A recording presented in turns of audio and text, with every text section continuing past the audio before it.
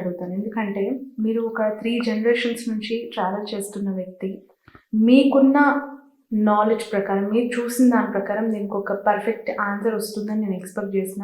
ఎందుకంటే చాలామంది ఏపీ ప్రజలు అవ్వచ్చు, వైఎస్ఆర్ అభిమానులు అవ్వచ్చు, ఒక క్లమ్జీ వాళ్ళ మైండ్‌కి ఏం అర్థం కావట్లేదు. ఈయన ఉన్న బలంగా ఉన్న ఏకైక చెల్లె, రాఖీ కట్టాల్సిన ఆమె ఇలా ర్యాగింగ్ చేస్తూ, లిటరలీ ఇక ట్రోలింగ్ చేస్తూ అన్నని ఇట్లా తిరుగుతుంది, తిప్పుతుంది, విమర్శలు చేస్తుంది. ఈ కైండ్ ఆఫ్ ఎక్కువగా కమెంట్స్ వినిపిస్తూ ఉన్నాయి.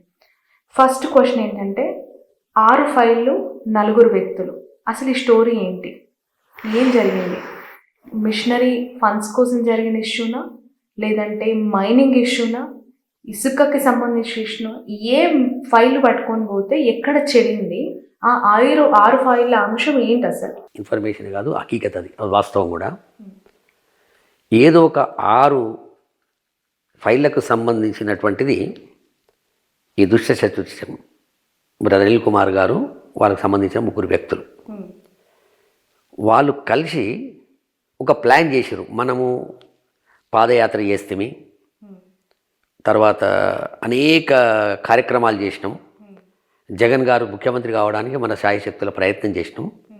మనము మొదట్లోనే ఒక 6 నెలల లోపలనే ముఖ్యమంత్రి కాగానే ఈ పనులు చేయించుకోవాలని ప్లాన్ చేశారట.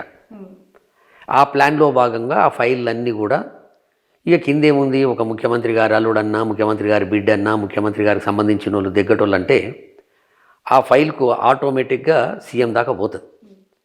సీఎం దగ్గర పోయిన తర్వాత ఆ ఫైల్ చూసిండనేమాట.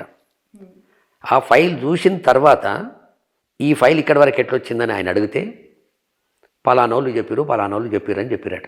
ఫైల్ పక్కన పెట్టాడు.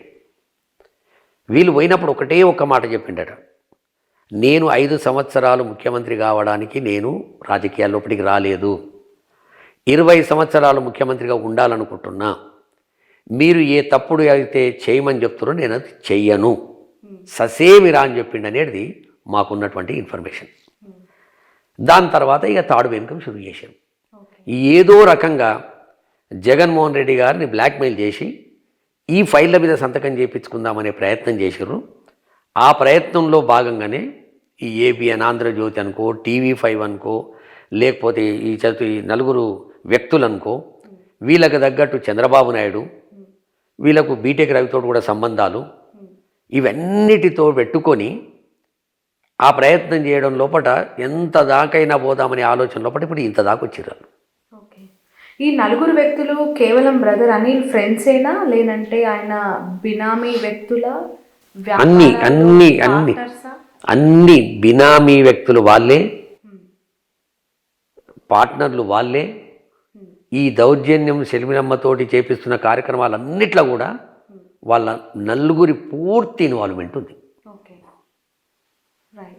అంటే వాళ్ళకి క్రిస్టియన్ మిషనరీ ఫండ్స్ అవన్నీ ఇది తప్పమ్మ. ఈ మిషనరీలు అనేది ఇవన్నీ కూడా పొరపాటు. సీదా సాదా సాఫ్ సుత్రా డైరెక్ట్ డీల్ ఇది. దీనిలో మోమాటాలు లేవు, ఓమాటాలు లేవు. మనము ముఖ్యమంత్రి కావడానికి ప్రయత్నంలో భాగంగా మనము ప్రయత్నం చాలా పెద్ద ఎత్తున చేసినాం. మన కష్టార్జితం ఉంది. ఆ కష్టార్జితానికి మనం ఫలితం సంపాదించాలంటే మొదట్లో షర్మిలమ్మ ఏదో ఒక నెల రోజులు ఏందో వాళ్ళు కన్విన్స్ కాలేదు. ఆ తర్వాత కన్విన్స్ అయిపోయారు. అయిన తర్వాత ఇక వాళ్ళు స్టార్ట్. అంతే తప్ప దీని వెనకాల ఆస్తుల పంచాయతీ లేదు, ఆమ్దానీల పంచాయతీ లేదు, రాజ్యసభ పంచాయతీ లేదు, రాజకీయ పంచాయతీ అసలే లేదు. నేను ఎన్నోసార్లు రాజశేఖర్ రెడ్డి గారు చనిపోయిన తర్వాత, ఇప్పటికి 15 సంవత్సరాలు అయింది, ఈ ముఖ్యమంత్రి రాజశేఖర రెడ్డి జగన్మోహన్ రెడ్డి గారు అయిన తర్వాతనే ఈ మెంబడి నేను 2 సార్లు పోయిన తప్ప సమాధి దగ్గరికి 8th జూలై కావచ్చు, సెప్టెంబర్ 2 కావచ్చు. అంతకుముందు ప్రతి సంవత్సరం నేను అక్కడికి పోతుంటే మంచిగా ఆప్యాయతగా అన్యోన్యంగా అన్నా చెల్లెలు ప్రార్థనలో కూర్చొని ఎంత చక్కదనంగా అనిపించేదంటే అంత చక్కదనంగా అనిపించేది.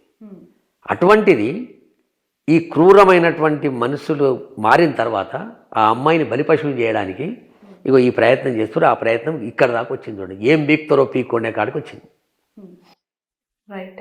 యాక్చువల్లీ ఈ 6 ఫైళ్ళకి సంబంధించిన ఇష్యూస్ అనగానే షర్మిల కావచ్చు, ఆమె నుంచి ఉలిక్కి పడుతున్నారు. దానికి సంబంధించి ఎక్స్ట్రీమ్ డైలాగ్స్ వస్తున్నాయి. నేను ప్రమాణం చేస్తా, పిల్లలపైన ప్రమాణం చేస్తా, మీరు రండి అని చెప్పి సవాల్ చేసే పిల్లలు. ఎందుకు ఆ 6 ఫైళ్ళ అంశం అంత ఉలికిపాటుకు గురి చేస్తుంది? పోనీ ఒకటమ్మా, మనం లే మ్యాన్గా మనకు ఆ కుటుంబంతో సంబంధం లేదు. రాజశేఖర్ గారి కుటుంబంతో మనకు సంబంధం లేదనుకుందాం. ఏముంటుంది చెప్పిగా పంచాయతీ అక్క అన్న చెల్లెళ్ళ మధ్యన ఆస్తులు, ఏం ఆస్తులు, చెల్లెకి ఏం ఆస్తులు అన్నీ వినమ్మా, సమానంగా పెట్టి వినమ్మా. తండ్రి సంపాదించిన ఆస్తులలో నువ్వు అవునన్నా కాదన్నా ఇద్దరికి వస్తుంది. అలా రెండో ఆలోచనే ఉండదు. అటువంటిది తొవ్వంటి పోతుంటే జగన్మోహన్ రెడ్డి గారు కారు ఆపి 70 లక్షలు, కోటి రూపాయలు, 2 కోట్ల రూపాయలు ఖర్చు పెట్టి అసలు జబ్బు నయం కాదు కోట్ల రూపాయలు పెడితే తప్ప అనే దానికి కూడా దగ్గరుండి చేపిస్తున్నాడు ఆయన. ఈ చెల్లెకి చేయడా? ఇది అదే ఇప్పటికి కూడా షర్మిలమ్మ గారిని నేను సూటిగా అడుగుతున్నా, నీ బాధ ఏంది? ప్రజలకు నీ బాధ ఏందో చెప్పు. నువ్వు అన్యాయం జరిగిందా, అవమానం జరిగిందా షర్మిలకి మీ ఉద్దేశం ప్రకారం?